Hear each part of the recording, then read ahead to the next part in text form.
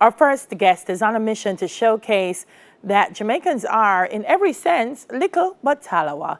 She's a Jamaican educator who's been living in Japan, and she was also recognized as a top teacher in 2019. Her name is Ebony Blake. Hi, Ebony. Welcome to Smile Jamaica. Hello, good morning, and thank you so much. Thank you for having me. First of all, what drove the decision to teach in Japan? Well, that's a very good question. I think I've always been a teacher. From as young as I can remember, I was teaching. My mom is a teacher. I have aunts who are teachers. I just grew up amongst many teachers. And I remember one of my aunts visited Japan when I was a little girl. And when she came back, she told us so many stories about Japan. Now, for me, teaching, just education in and of itself is my passion. And I think I've given back so much to Jamaica. I just really wanted to learn as much as possible. So I got to a point in my career where I decided, you know what? In order for me to give, I need to grow. And of course, when I thought of where I would want to go, Japan just sprung to my mind, more so because of the stories that my aunt told me when I was a little girl. So I made the very brave move to travel halfway around the globe. To Japan. You've been there for almost 2 years. What would you say are some of the similarities and differences between the way we approach education here in Jamaica and how education is approached in Japan? First of all, I must say that I get asked this question a lot. What are the similarities between Japan and Jamaica? First of all, I must say that Japan and Jamaica are so different. Two completely different countries, two completely different cultures. But I believe that at the center of it all, the similarity would lie with the fact that we want our students to do well. The goal is to get students to contribute to society and to be the kind of students who will contribute to a 21st century world. In addition to that, in terms of differences, I would say for teaching, learning is somewhat different. As for me as an educator in Japan, I think I bring my Jamaican flair.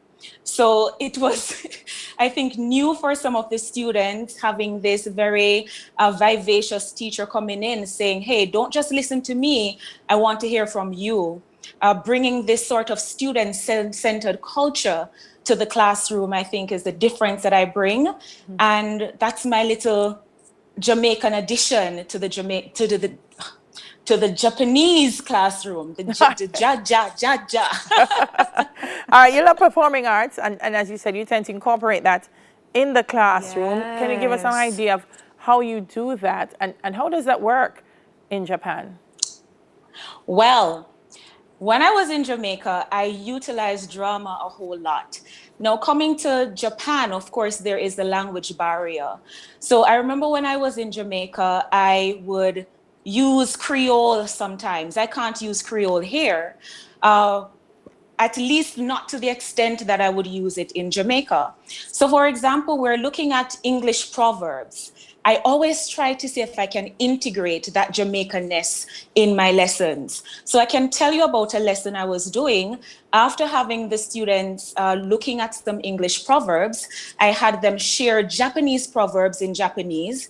Then they translated the proverbs to English, and then I shared with them some Jamaican proverbs. For example, sorry for maga dog, turn round, bite you.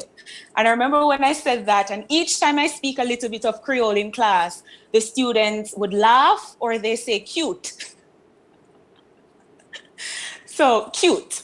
Yeah. So after I translate it to English, I then have them discuss it amongst themselves. Yeah. So that is just one way. Yeah, so they seem to be pretty receptive to the approach that you're using. They are very receptive. Mm-hmm. Mm-hmm. I know Japan, they love music. They love Jamaican music. Is that also something Certainly. That you incorporate in your classes? Oh, yes. For example, the students are working in groups. In the background, I'm playing Jimmy Cliff. You can get it if you really want it. And afterwards, we have a little discussion. Okay, yes, this is Jamaican music, but they're so accustomed to me integrating drama and music and just being my authentic self.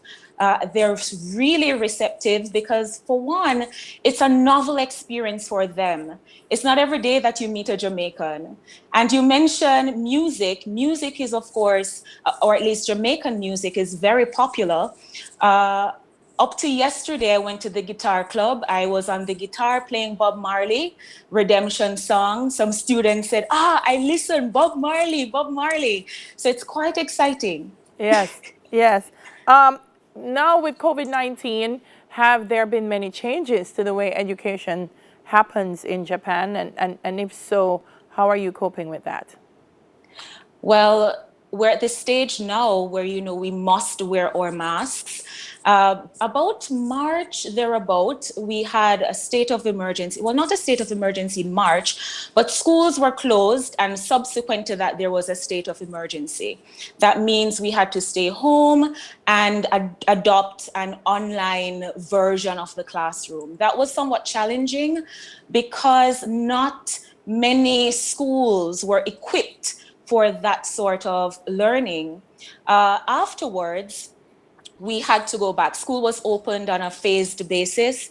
That was somewhat challenging because as teachers, we have a lot of responsibilities. I really do pity the Japanese teachers sometimes, just the extent to which they go to ensure that everyone is safe, from the cleaning, disinfecting, everything, ensuring the students are wearing their masks. Now, I think I've gotten so used to teaching in the mask that it's not a challenge. But before, there were so many times when I just wanted to breathe. Right. So we're back to face, you're saying? Yes, we've been back to face to face since June, actually. Okay. Okay. And how's that been working? Because right now that's a discussion for us here in Jamaica. Initially we Yes, said yes, then we said no. Now we're seeing the yes, challenges with online, and we're going to try it out in a phase basis.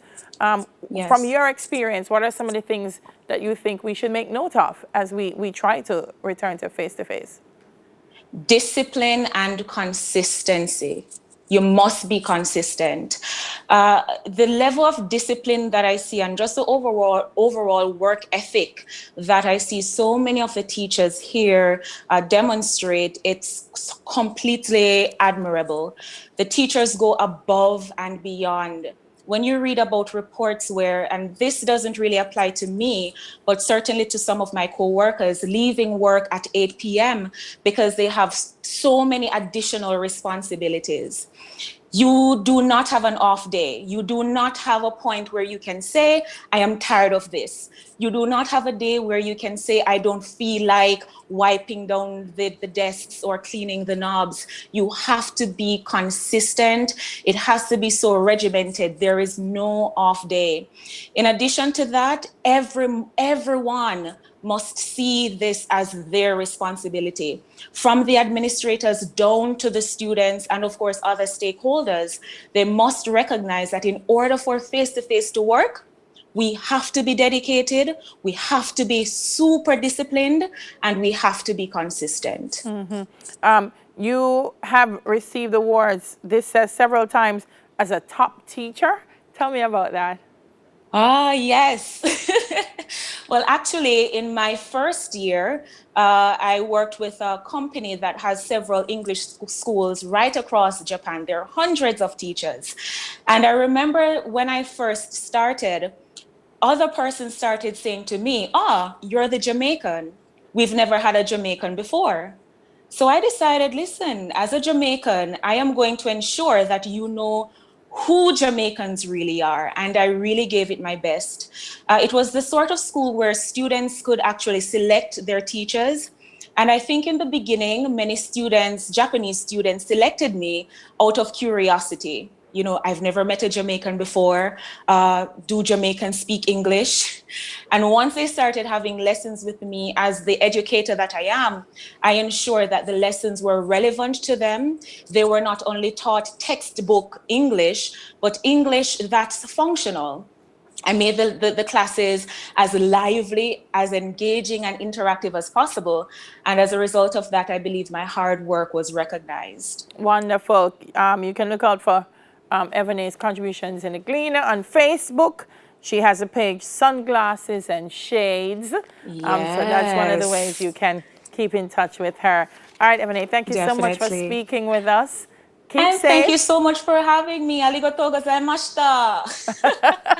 All right, bless you. Thank you very much. Take care. You. Ebony Blake. You too. Jamaican Educator and 2019 top teacher in Japan. On the other side of the break, we make a fun stop and identify some Zoom personalities. Stick and stay for that one. We'll be right back.